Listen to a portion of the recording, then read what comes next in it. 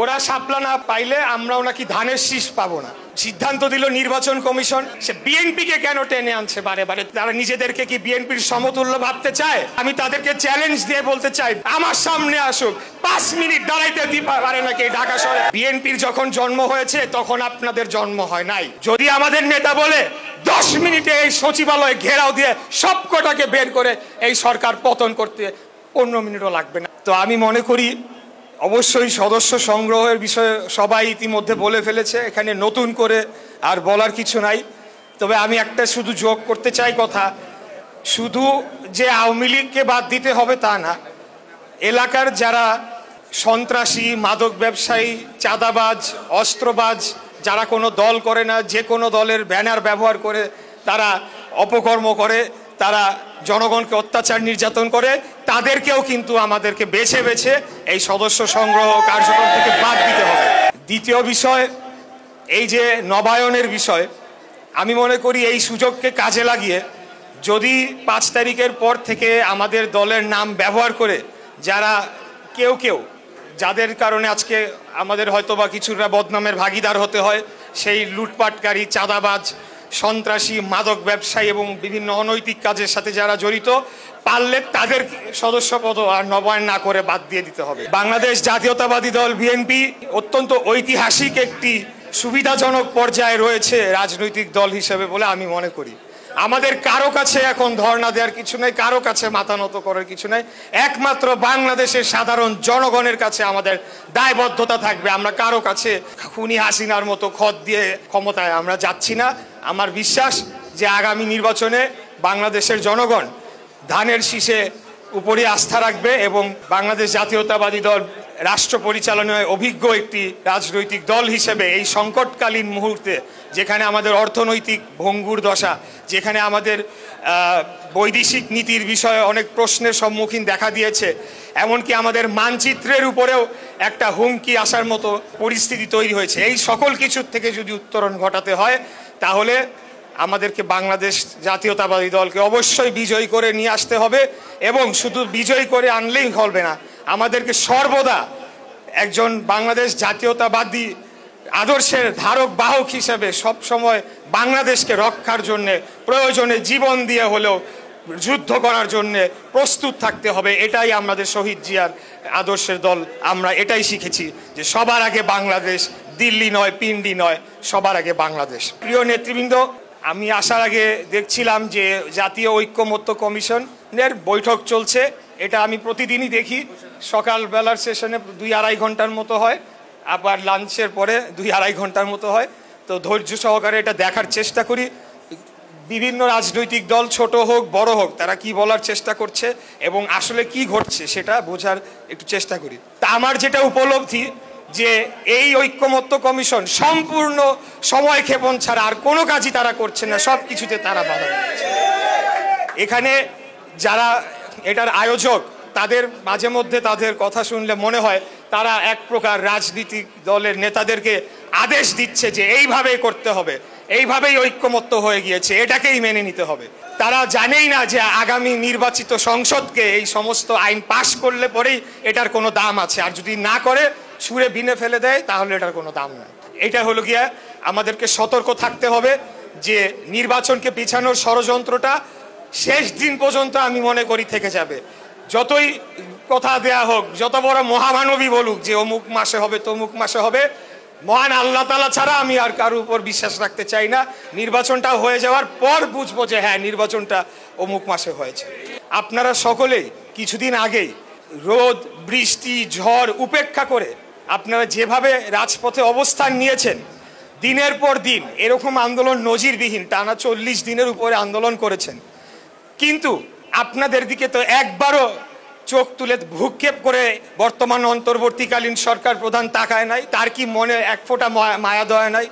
অন্যরা তো গেলে সাথে সাথে গেট খুলে তাদের দাবি দাওয়া মেনে নেওয়া হয়।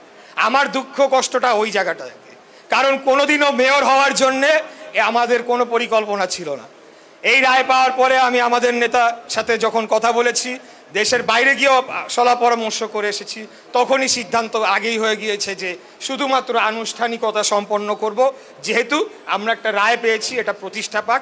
এই এদের আন্ডারে আমি কিসের মেয়রগিরি করব? এরা আমাকে কি করতে দিবে, কাজ করতে দিবে? বরঞ্চ আমাদের টার্গেট আগামী জাতীয় নির্বাচনে আমাদের দলকে বিজয়ী করে আমাদের নেতা উনি প্রধানমন্ত্রী আসনে বসবে, তারপর উনি আমাদেরকে দায়িত্ব বন্টন করে দিবে যেখানে কাজে লাগাবে, তাহলে বাংলাদেশের উন্নতি হবে। আমি এটা এমনি ওনাকে খুশি করার জন্য বলছি না, বাংলাদেশের যদি উপকার করতে হয়, আমি কি হইলাম, উনি কি হইলো, আরেকজন কি হইলো, আমরা এককভাবে কিচ্ছু করতে পারবো না। আমাদেরকে আমাদের নেতার হাতকে শক্তিশালী করতে হবে। সেই হাতকে আপনারা শক্তিশালী করেছেন। এই সকল কৃতিত্বের দাবিদার যারা মাঠে ছিলেন, রোদে পুড়েছেন, বৃষ্টিতে ভিজেছেন, আপনারা আপনাদের এই আন্দোলনের ফলে বাধ্য হয়ে লন্ডনে গিয়ে আমাদের নেতার সাথে বসতে বাধ্য হয়েছে এবং আলাপ আলোচনা করতে বাধ্য হয়েছে। এবং আমি আরো বলতে চাই, প্রয়োজনে যদি আবারও কোনো তিরিং বিরিং করে আবারও রাজপথে নেমে এসে বাধ্য করব আমাদের নেতার সাথে আলাপ আলোচনা করে তারপরে নির্বাচন সংক্রান্ত সকল কর্মকাণ্ড করতে। আমাদেরকে বাদ দিয়ে সব কিছু করে ফেলবে, 5 বছর থাকবে, 10 বছর থাকবে, বিএনপিকে বলে গণ অভ্যুত্থান করে হটাই দিবে। আশ্চর্য একটা পরিস্থিতি তারা তৈরি করেছিল বিভিন্ন রকমের উল্টাপাল্টা মন্তব্য করে। আপনারা যে নতুন যে দলটি হয়েছে এনসিপি, তাদের নেতারা মাঝখানে তো কিছুদিন ভালো ছিল, ইদানিং 2-3 দিন যাবত দেখছি বিভিন্ন জেলা শহরে গেলে তো এমনি উৎসুক জনতা আসে কিছু ছবি তোলার জন্য, বিভিন্নভাবে ঘেরাও দেয়। আমাদের অভিজ্ঞতা আছে, ওইটাকে দেখে তারা ভাবছে যে হয়তো কোটি কোটি মানুষ তাদের সাথে চলে আসছে। একজন বলে বসলো 17 বছরে আপনারা যেটা পারেন নাই সেটা আমরা 17 মিনিট না 8 মিনিটে করে দেখাইছে। তা আমি তাদেরকে চ্যালেঞ্জ দিয়ে বলতে চাই, বিএনপি অনেক বড় দল, বিএনপি পরে কথা, আমার সামনে আসুক, 5 মিনিট দাঁড়াইতে পারে নাকি ঢাকা শহরে, সেটা দেখায় দেওয়ার মতো শক্তিমত্তা আছে ইনশাল্লাহ। কারণ আপনারা আমার সাথে আছেন, ছিলেন, বিশেষ করি। শেষ আরেকটি কথা বলবো, আজকে আরেকজন নেতা সার্জিস আলম উনি বললেন যে ওরা শাপলা না পাইলে আমরাও নাকি ধানের শীষ পাবো না। আশ্চর্য সিদ্ধান্ত দিল নির্বাচন কমিশন। বাংলাদেশ জাতীয়তাবাদী দল রেজিস্টার্ড একটা পার্টি, দীর্ঘদিন যাবত আমাদের মার্কা ধানের শীষ, সে বিএনপিকে কেন টেনে আনছে বারে বারে? তারা কি বিএনপিকে, তারা নিজেদেরকে কি বিএনপির সমতুল্য ভাবতে চায়? হ্যাঁ চায়। এই কাজটি এই বর্তমান অন্তর্বর্তীকালীন সরকার সূক্ষ্মভাবে করার চেষ্টা করেছিল। এনসিপি বিএনপি সমান সমান করার একটা অপচেষ্টা করেছিল। আমি তাদেরকে বলবো, বিএনপির যখন জন্ম হয়েছে তখন আপনাদের জন্ম হয় নাই। অতএব আমাদেরকে আপনারা আন্ডার এস্টিমেট করবেন না। আমরা অত্যন্ত ধৈর্যের সহকারে সেই 5ই আগস্টের পর থেকে অনেক কিছু বলা হয়েছে আমাদের বিরুদ্ধে, আমরা তেমন কোনো সেটা রিয়াকশন দিই নাই বা আমরা প্রতিশোধমূলক আচরণ করি নাই। আমরা ধৈর্য ধরে গণতান্ত্রিক আচরণ করেছি, সব কিছু শুনে নিয়েছি। যদি আমাদের নেতা বলে 10 মিনিটে এই সচিবালয়ে ঘেরাও দিয়ে সব কটাকে বের করে এই সরকার পতন করতে 15 মিনিটও লাগবে না, এটা আমি বিশ্বাস করে। কিন্তু আমরা চাই না এই ধরনের কোনো পরিস্থিতি তৈরি হোক। আমরা গণতান্ত্রিক রাজনৈতিক দল, গণতন্ত্রে বিশ্বাস করি। আন্দোলন সংগ্রাম আমরা করেছি, হাসিনাকে হটিয়েছি। আগামী দিনে আমরা চাই বাংলাদেশের জনগণ ভোট দিয়ে যাদেরকে রাষ্ট্র ক্ষমতায় আনবে, এটা ওই নতুন দলকে আনুক, কোনো দুঃখ থাকবে না, কারণ জনগণ ভোট দিয়েছে। যাকে জনগণ ভোট দিয়ে আনবে, আপনারা এইসব ঐক্যমত্য বাদ দিয়ে নির্বাচনটা কিভাবে সুষ্ঠু হবে, কারা রিটার্নিং অফিসার হবে, কিভাবে গণনা হবে, কিভাবে ফলাফল, এইসব সংস্কার করা উচিত। এইসব সংস্কার কিন্তু হচ্ছে না। তো যাই হোক, আর দীর্ঘ কথা বলবো না। আপনাদের কাছে এই কথাগুলো এই জন্য বললাম, আপনারা রাজপথের যোদ্ধা, বিএনপির মূল শক্তি তৃণমূল, যারা আমাদের নেতার হাতকে শক্তিশালী করে এখন পর্যন্ত বিএনপিকে সবচেয়ে জনপ্রিয় দল হিসেবে ধরে রেখেছে। এজন্য আপনাদেরকে এই কথাগুলো বললাম। আমি সর্বোপরি সবাইকে আবারও ধন্যবাদ জানিয়ে ধৈর্য সহকারে আমার বক্তব্য শোনার জন্যে ধন্যবাদ জানাচ্ছি। খোদাফেজ।